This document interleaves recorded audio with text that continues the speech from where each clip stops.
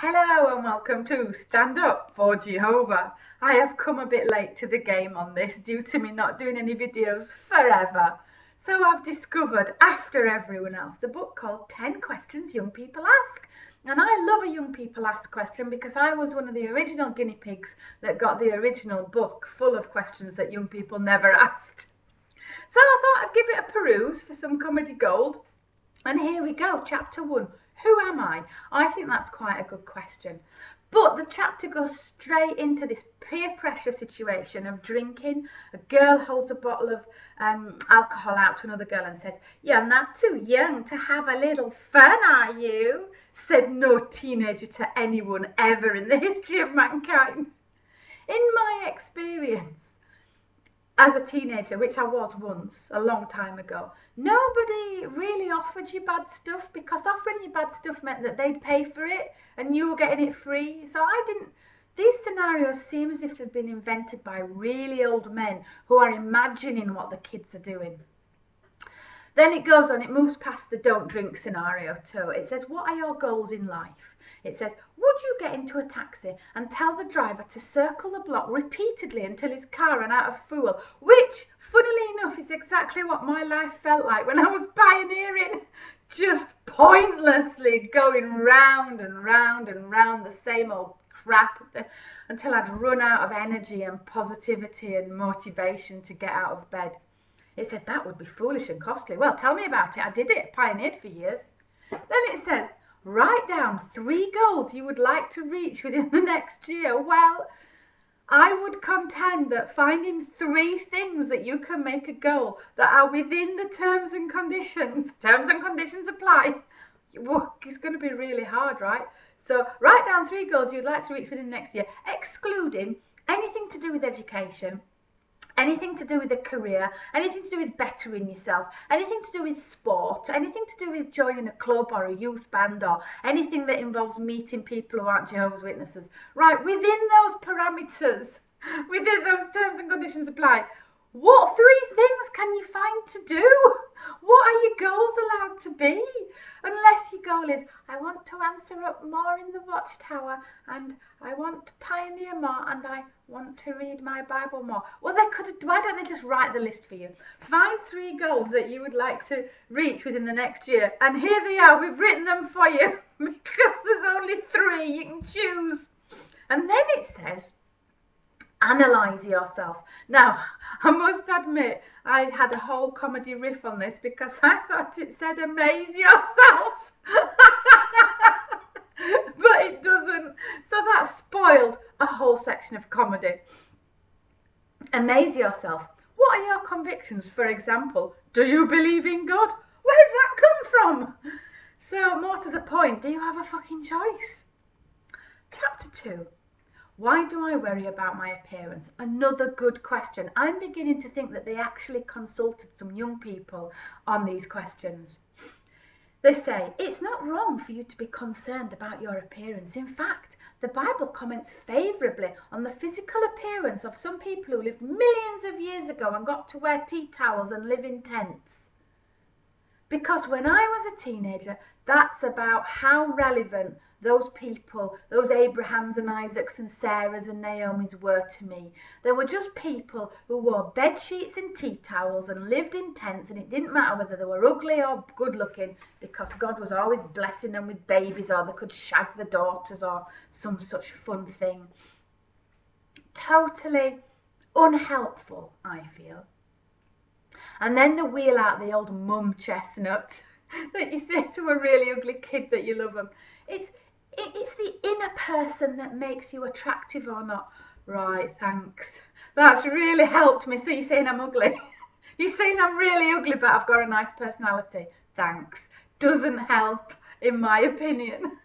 It's like the kid at school going out with a really ugly kid and she goes, oh yeah, but he's got a really nice personality. You just know, yeah, he's minging. Chapter 3. How can I talk to my parents? So one thing I can guarantee is that no teenager ever wants to talk to the parents. Interesting shit's starting to happen when you're a teenager. Things that your parents don't know anything about, have never done, never experienced, and certainly if they had, you would not want to talk to your dad about it. Who wants to have a conversation with their dad about when they first felt their mum's tits? Ew! So then the book launches into this imaginary parent-kid argument with a teenager called Jeffrey. Okay. At this point, I can't read any more of the chapter. No teenager in the world is called Jeffrey. In 1938, teenagers were called Jeffrey, but not now. I'm wondering, did they have a committee, like of all the old geezers at Bethel, where they got together and tried to decide what are young people called these days? All the old governing body members that are pissed out of their head because they drink amaretto for breakfast, or silly with Alzheimer's, or have Down syndrome like Anthony Morris. Did they go, what do the kids relate to these days? What do the kids get down to these days? Michael Jackson, Jeffrey Jackson, Jeffrey! We'll call him Jeffrey! Nice try, boys. Chapter 4. How can I fix my mistakes? Well, now this entirely depends on your definition of a mistake. So, watchtower mistake, masturbating. Teenager's mistake, masturbating into a sock and finding out it was the last pair of clean socks you had. Watchtower mistake, feeling your girlfriend's breasticles. Teenager mistake, feeling your girlfriend's breasticles and forgetting to know which one was the biggest so you could tell your mates later. Now, I'm not sure that the watchtower truly catch on to the kind of mistakes that teenagers are making that they might want to rectify. So they start with an opening salvo of, imagine this scenario. While playing with his friends, Tim throws a ball that crashes through a neighbour's window. I'm not convinced that this is anywhere near the ballpark of teenage mistakes. This is the kind of thing that an 8-year-old would worry about, not a teenager. They don't really catch on for the rest of the chapter, so they follow up with mistakes like you borrow your father's bike and damage it. What would you do next? And you fail a test because you did not study for it. What would you do next? This is the stuff my 8-year-old might worry about. So one day he came home from school and he was like devastated. His body language, he was absolutely a broken boy, and I was so worried about what happened. I thought maybe somebody had beaten him up in the toilets or something. Turned out he'd got 1 out of 10 in a spelling test. 8-year-olds worry about these things, not teenagers. Teenagers have got much more heavy duty things to worry about. So, chapter 5. Why am I being bullied at school? Well, now that is a genuinely good question, because statistics show that children that are raised in cults get bullied 13 times more than the general population. So it's a very good question to broach, and they give a bullet point checklist of what to do.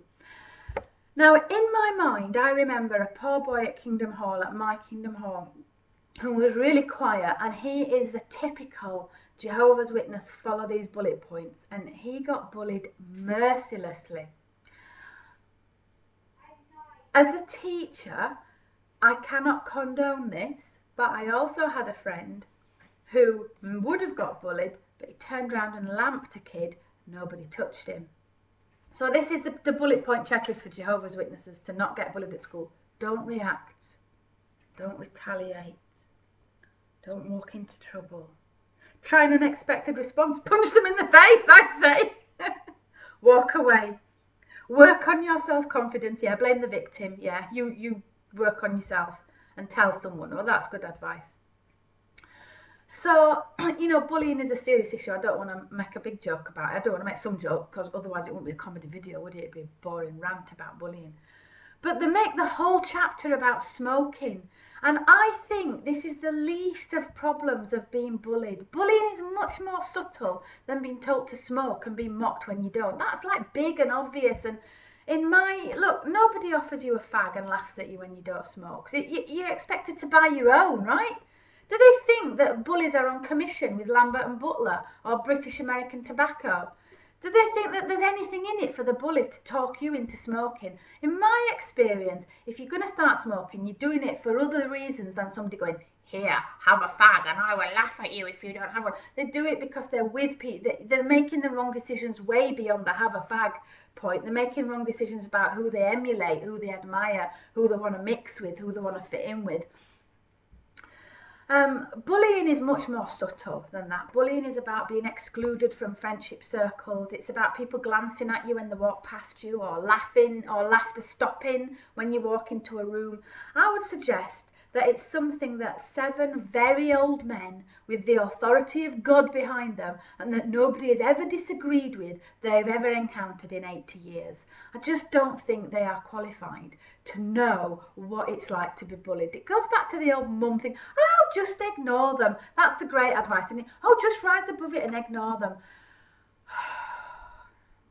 Right. It's like asking the Queen whether a loaf of bread costs more in Tesco's or Aldi's, isn't it? She'd go, oh yes, I know Tesco. I met the chief executive once at Ascot. A very nice man. Invited us to his yacht at Val d'Isère. I don't even know if Val d'Isère has yachts. It's probably a skiing resort, isn't it? His yacht going down a ski slope. But I'm not sure that the advice they give, apart from the tell someone, that would be my top piece of advice, because bullies always get off on keeping it quiet and frightened. Tell someone, tell your teacher, they'll sort it out. If they don't sort it out, tell somebody who's not a Jehovah's Witness and they'll get down the school and sort it out for you. And if that don't work, punch a kid and then nobody will touch you. That's not the best advice on bullying, but it's better than theirs, I think, maybe. We'll have to do the other 5 chapters in a separate video. Thank you for listening to Stand Up for Jehovah.